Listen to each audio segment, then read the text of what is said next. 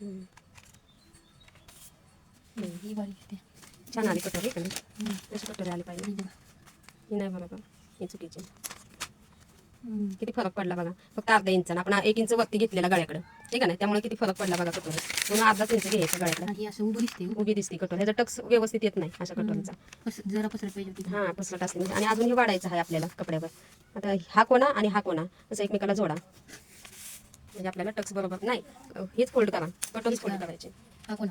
हां, हा कोणा आणि हा कोणा इकडे घ्यायचा असं फोल्ड करा.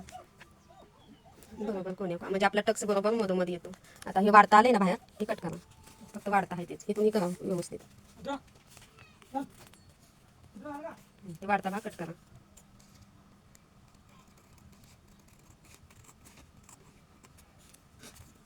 आता हे आपला टक्स इकडून टक्स घेतला का नाही असा, असं टक्स मारला का नाही का, किंवा आपली कटोरी बरोबर टक्स मधोमध येतो. असं ही किती 3 इंचाचा का? 1.5 इंचाचा टक्स असतो. झाली कटोरी कटिंग. छान सेट झाला का नाही कटोरीचा, असा ठेवा म्हणजे. ही झाली व्यवस्थित. हां, एक पट्टी आहे बरोबर.